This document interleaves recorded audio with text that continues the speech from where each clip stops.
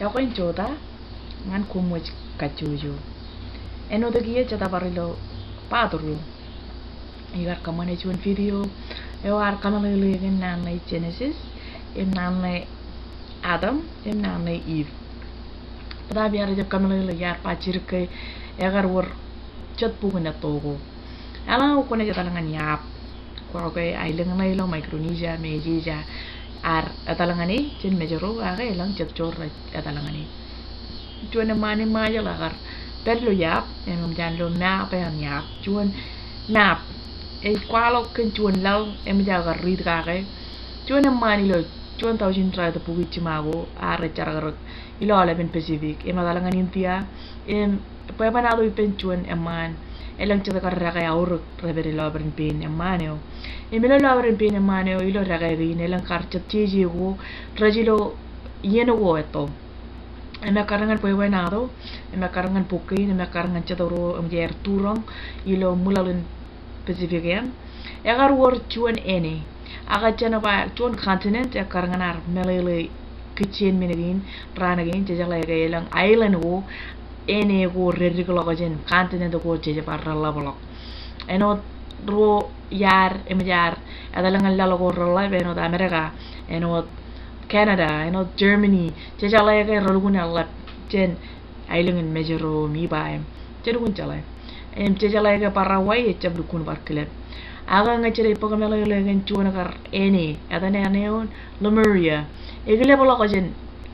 US egle bolo jen America emlale egar wortijeno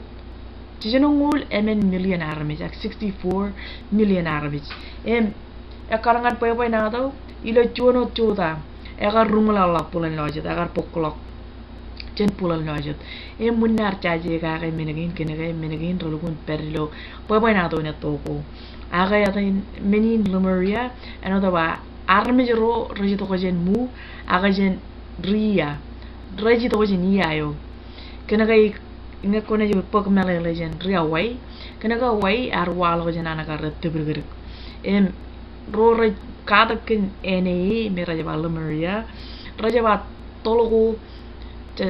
ene go reveri lo Pacific tologo anakar ene yan kar iene me arumala alanga kone pokata ko jen kajin Greek kajin Bible artiji yi chino tada kajin yan air ilo alphabet yan air eno da by alpha beta zeta kainigin elang atan latakan rumala kajin arku jong by A B C D aga kajin Greek edagin rajino pinarpa aga inong menen ilo atan latakan ko marang read aga menin ngokulan ilo chuan pok etanin Colonel James Churchward lein archiji kun melelin alphabet anan Greek kamelelin anaka rumlalak eneo kakaruru ni atan eneo en mu ria rajito ko yo kar ria wairo tarayo ara dalagar rugar raja rochinon raja bawa daga ina jigar hani jimen ran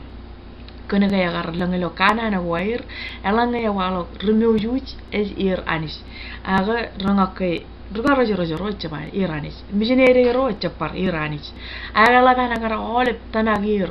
kena gar lamana ke wagen kana na goge yemit rarido ngane ne rak kachida kampaya taneni yemit rangak kamanten yeneo cecep kwalo lukuna tar kena ga kajuro war eberilo etar ilo terreno la America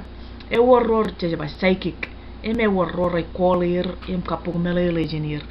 armij rain elang elap kajuri per tomarang lale pijayo pijen juna armij chele ole ben meorewan rora jago mit kidnabe yerum kainigin saigiro ramarang lom eberi armij rain kena gai emejer chino emi mijakar kajore waneto ke cecep kwalo katar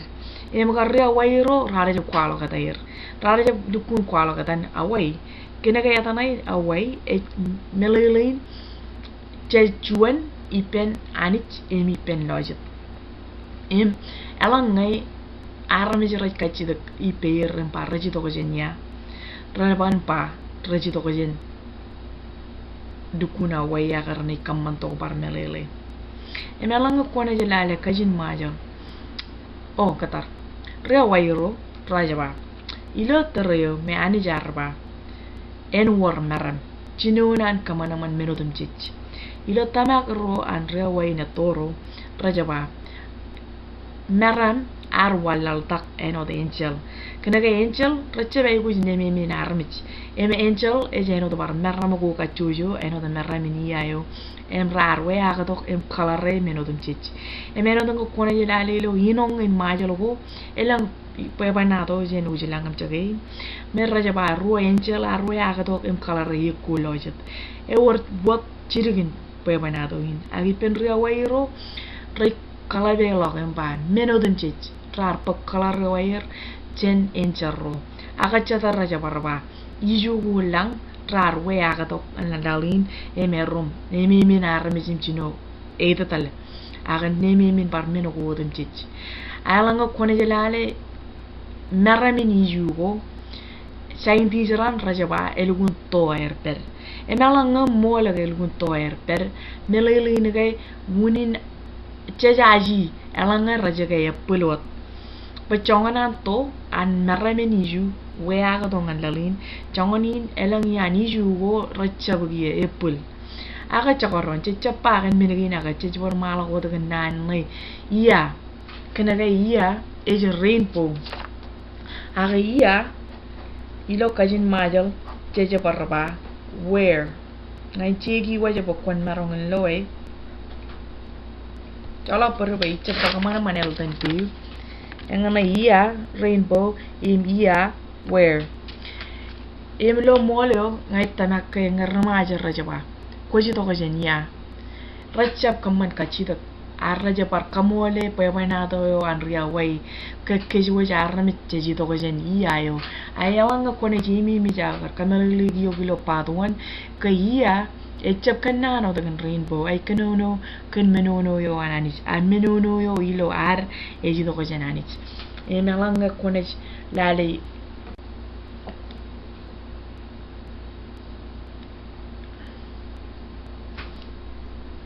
ino di melolok kia tayo yaratan pa emang apa ijo luku dah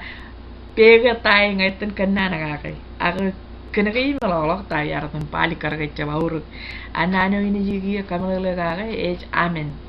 pain kaja melolok patue en menjalale tayo imerong kami lelaki wajilo nyebar cetapar video ilo nana ya amen ewar ruo padin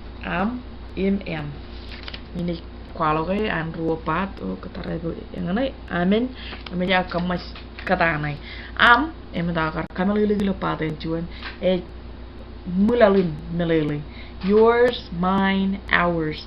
in that elang poko cepai balot elang ulang poko rai kami lagi cuan karya tu kata nani coba I am that ayo kalimur mukoda coba I am that I am ngai jam amen ano ngai jigi kamajalok alchar ngai jaji kachida gaya ngananis payanan ngai jap ngai kagur mo laga kia ejele to payan menen ngai kachida gay ngai jap gay tayo ya kachida gay majana gi rumla gilo eruma dukun ilo sule be chap per pachagilo kamiliji are da per lo lukuna emagen menin ela ba manana pai menono yo ana ni jilonga emi maron kajam lo nana gain ilo ba amayan ema nana gain reno baram ro jage kum kanu jin emol